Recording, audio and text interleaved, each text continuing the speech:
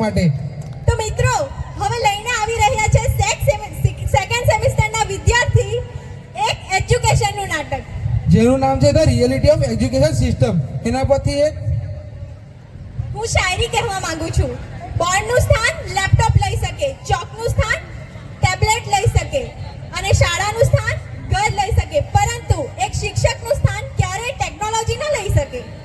તો મિત્રો આપણે સેકન્ડ સેમના વિદ્યાર્થીઓને મંચ પર બોલાવી અને શાંતિથી આ નાટકને નિહાળીએ.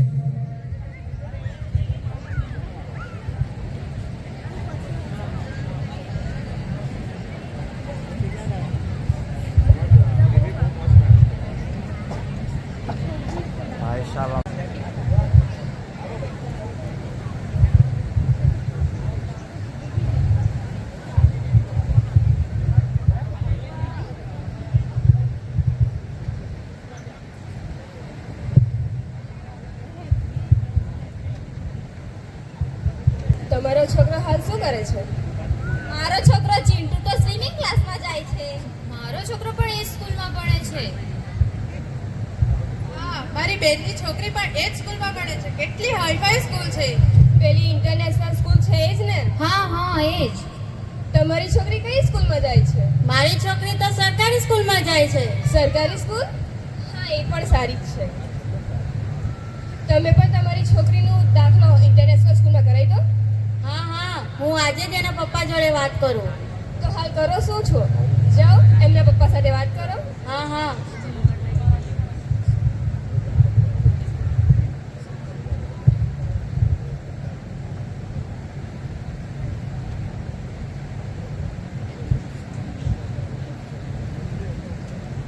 અરે સાંભળો છો, હું શું કહું?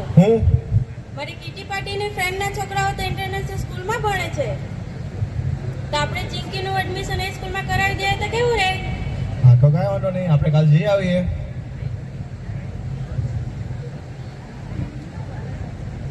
ચિંકી બેટા ક્યાં જાય છે? નમસ્તે મમ્મી, હું શાળાએ જાઉં છું. ના હવે તારે એ શાળાએ જવાની જરૂર નથી. કેમ મમ્મી, શું થયું? પપ્પાની નોકરીથી કાઢી મૂક્યા? આપણે રસ્તા પર આવી ગયા? ચૂપ થા બુઢિયા, ત્યારે તો સારી વાત કર. બેટા અમે તારું નામ એ શાળામાંથી કાઢીને બીજી મોટી ઇન્ટરનેશનલ સ્કૂલમાં લખાવ્યું છે. હે? International school? તેની ફીસ કેટલી છે ખબર બી છે તમને? સોસાયટી વાળાના મેળા કેટલા છે ખબર છે? બધાના છોકરા ઇન્ટરનેશનલ સ્કૂલમાં ભણે છે.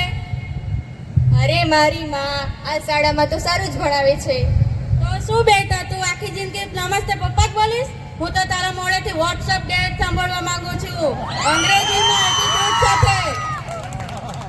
ચાલ બેટા, ઇન્ટરનેશનલ સ્કૂલ તારી રાહ જોતી હશે.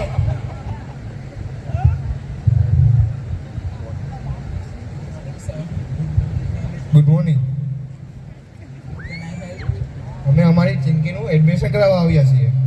Please we have a tea or coffee. No પપ્પા કોફી. તું બેસે શાંતિથી હવે. મમ્મી પપ્પા બોલ્યા. Morning sir. Good morning. હા કઈ નહીં, એનો અંદર મોકલાવી આપો. Now you can go inside.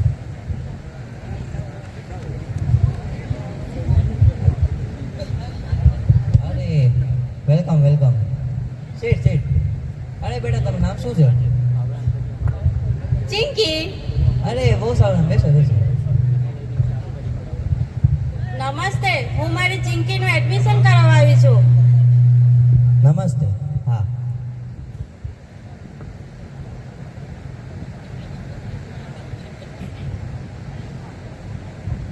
પણ સર આ શેના માટે?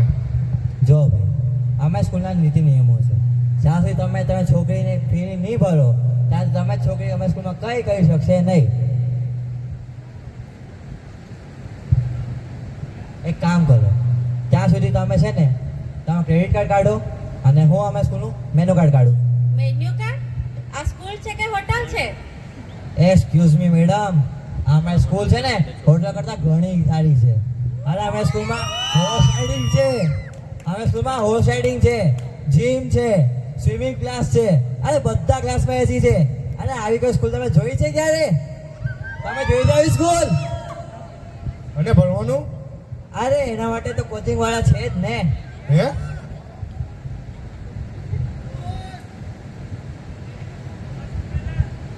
ચલો હવે કામની વાત કરી લઈએ. જે કે તમારી છોકરીનું નામ શું છે? ચિંકી. ના ના ચિંકી નહીં, એનું નામ તો સુમિત્રા છે. શું કેવી મિત્ર? Sir Sumitra. Not at all. અરે નામ તો એવું હોવું જોઈએ કે માણસ આમ ઊભો થઈ જાય.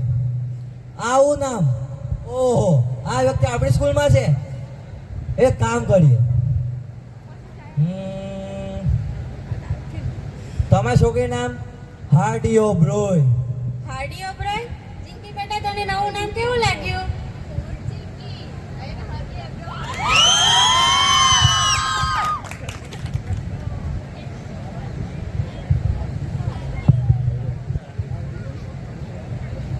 હા, તો એક કામ કરો.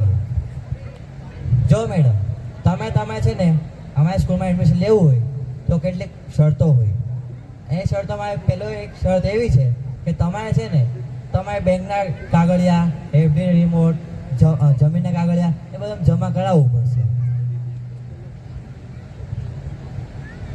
પણ આ શેના માટે? એનાથી તમારે શું લેવા દેવા? અરે મેડમ, ગોલ્ડ મેડલ તો ખાલી શોપીસમાં જ સારા લાગે છે. સક્સેસની રેસમાં તો મોટા મોટા ગોલ્ડ મેડલિસ્ટ પણ પાછળ રહી ગયા છે. તો હવે જરા કામની વાત કરીએ. તમારે તમારા બેંકના ડિટેલ, એફડી બધું સબમિટ કરવી પડશે. જો તમારે છે ને આ કરવું જ પડશે. અમારી સ્કૂલ આમ તમને એડમિશન નહીં જ આપે. તમારે બધું જમા કરાવો અને સક્સેસની રેસમાં તો આપણે આગળ જવાના જ છે. આ ઘણા ગોલ્ડ મેડલિસ્ટ પાછળ રહી ગયા. જેમ કે યાદવજીની છોકરી છે જીતી એટલે પાછળ જઈ ગઈ ને. એટલે યાદ કરે છે કોઈ યાદવજીની છોકરીને? યાદવજીની છોકરી છે કોણ? હા, તો સાહેબ એક કામ કરીએ, તમે છે ને અમને એટલું જમા કરાવી દો. પેલા ફી તો જમા કરાવો. અરે મેડમ, તમારી છોકરી નામ કહો કે કઈ અમને સુકન નથી આપતા?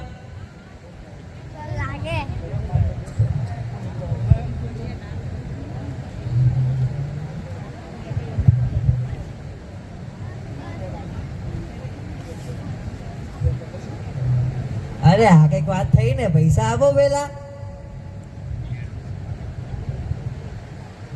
જો તમારી છોકરી અમારી સ્કૂલમાં દાખલો મળી ગયો છે, હવે તમે એકદમ નિશ્ચિંત થઈ જાઓ. અમે તમારી છોકરીને બધી સગવડ આપશું, શ્રેષ્ઠ શિક્ષણ આપવાનો પ્રયત્ન કરીશું. અચ્છા, તો તમે મારી છોકરીને સારા સંસ્કાર દેજો. અરે મેડમ, સંસ્કારની ક્યાં વાત કરો છો? અમારી સ્કૂલમાં રેકોર્ડ છે. અમારી સ્કૂલમાં જે વિદ્યાર્થી ભણશે ને એ દેશ બદલી નાખશે. સાચે? હા સાચ. અરે મારો મતલબ એમ હતો કે ઇન્ડિયામાં નહીં રહી, એ ન્યુઝીલેન્ડ, યુએસ, યુકે ત્યાં જઈને રહેશે. તમે તો મારી આંખો ખોલી નાખી. અરે મેડમ, તમે આંખો તો ક્યારની ખુલ્લી છે. હવે થોડુંક પાકીટ પાછું ખોલો, એ ફી આપો અમને.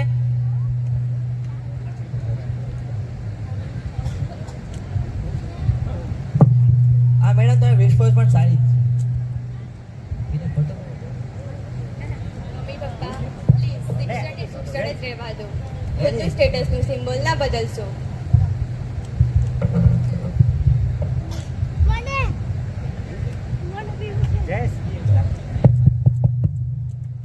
જોયું મિત્રો, આ નાટક તમને કદાચ સેજ બોલવાળું લાગ્યું હશે, પણ આ આજના શિક્ષણ સમયની સાચી વાત છે. શિક્ષણ આજે એક ધંધો થઈ ગયો છે. એ ધંધો યોગ્ય છે કે નથી? તમે જ કહો, યોગ્ય છે કે નથી? અરે બોલો, નથી ને? તો તાળી પાડો એકવાર.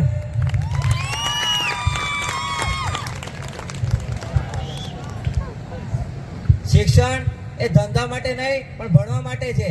એ ભણવા માટે રાખો, કે તમે સ્ટેટસ સિમ્બોલ ના બનાવો. બસ, ધન્યવાદ.